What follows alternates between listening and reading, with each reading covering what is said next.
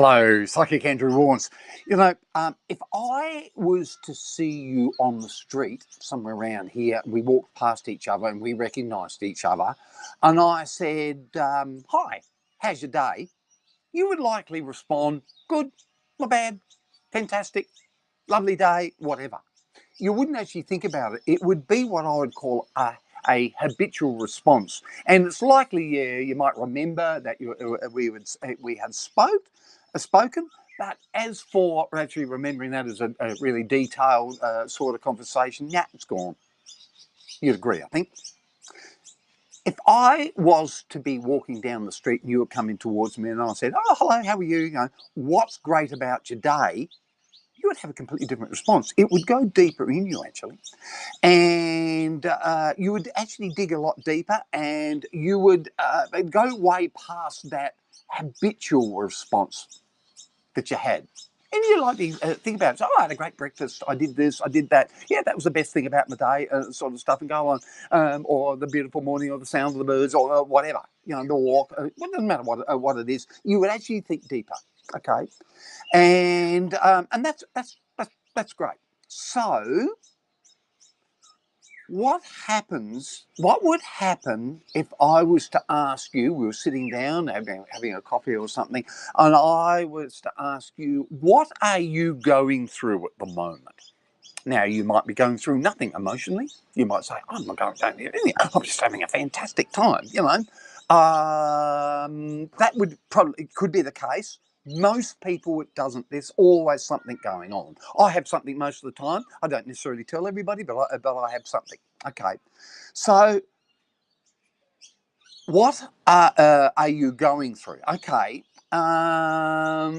The reason you probably won't answer is because you're probably going through some sort of internal emotional crap, and you've either tried to fix this stuff, but it hasn't worked, or you may even be trying to do something now.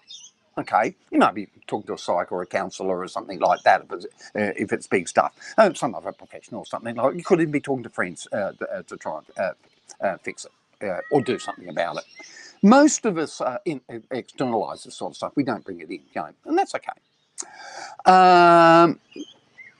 The emotional stuff that this crap, stays with you because the problem or the challenge stays with you. Whatever it is, it's still there and it keeps going.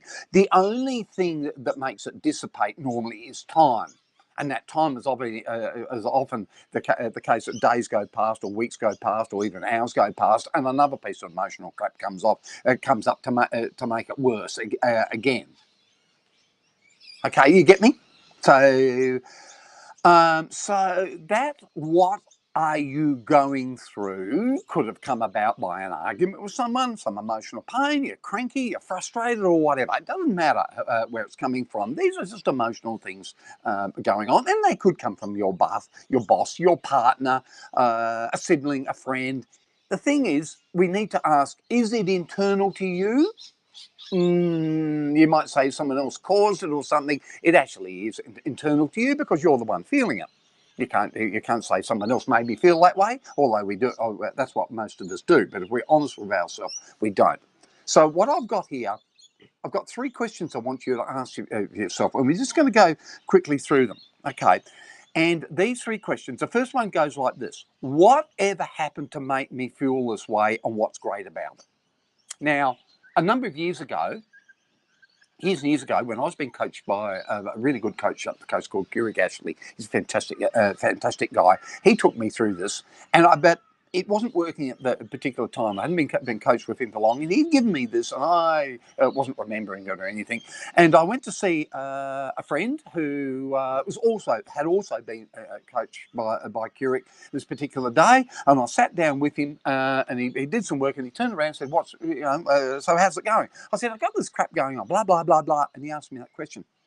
So, Andrew, what's great about that? And I went, I'm in trouble here because I was externalising it. And anyway, I brought it back to myself, and I went, oh, he's right. And then he asked the other 2 questions. I'll give you them in a minute.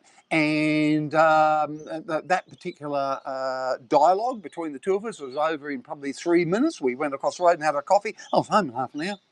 feeling a hell of a lot better because he helped me to remember this stuff and I got out of it. So whatever happened to make me feel this way, what's great about it? There's always great about something, whatever it is. The row with your boss, it's always something great about it. He's not such a bad boss. Or he's a really cranky boss. He's really, really cranky today and he's taking it out on me. You don't know what's happened to that boss. He could have had a prang on the way to work. He could have had, might have a sick child. He might not have got sex this morning. He might have just got out of bed with a headache, for all we know.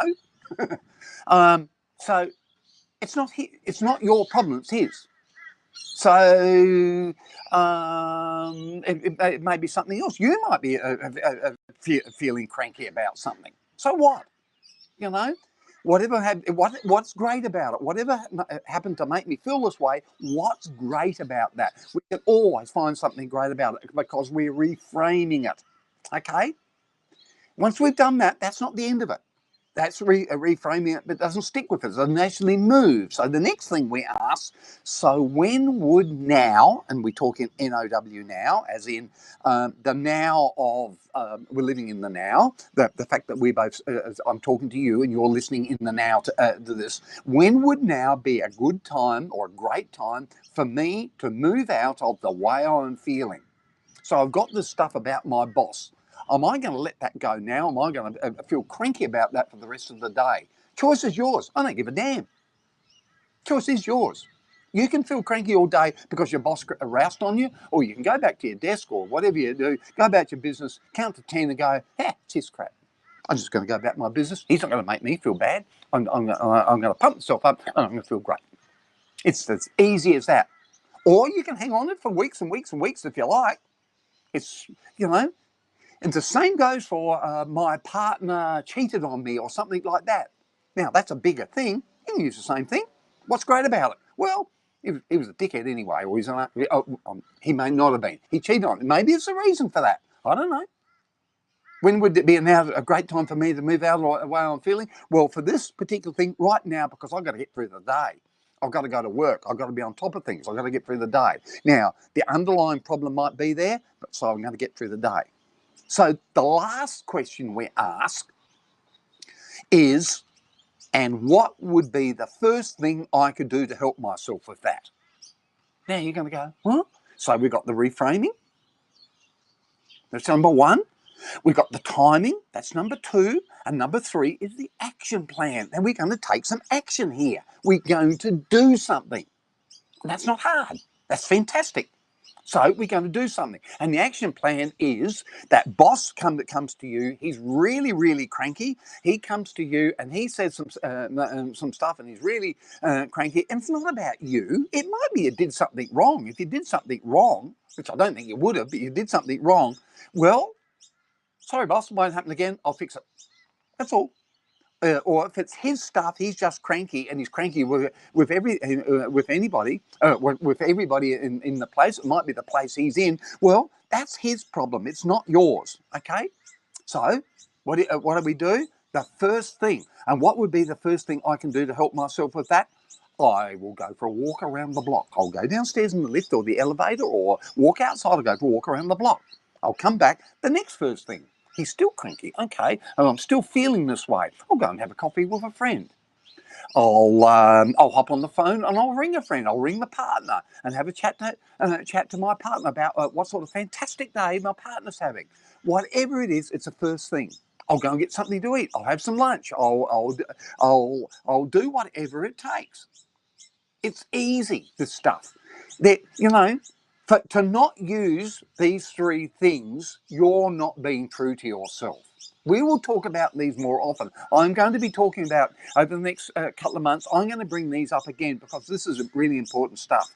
I was speaking to someone, I went through these to someone the other day, and this friend, she's a really good friend of mine, and I've talked to him about it before, and she went, oh my God,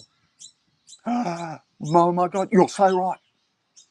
She's a really good friend. And I went, Jesus Christ, how many times I've talked to this person about this? But anyway, that's the way it goes. We hear things when we need, we listen, but we hear when we need to hear. So that's it. That's all for today, and you have a fantastic day.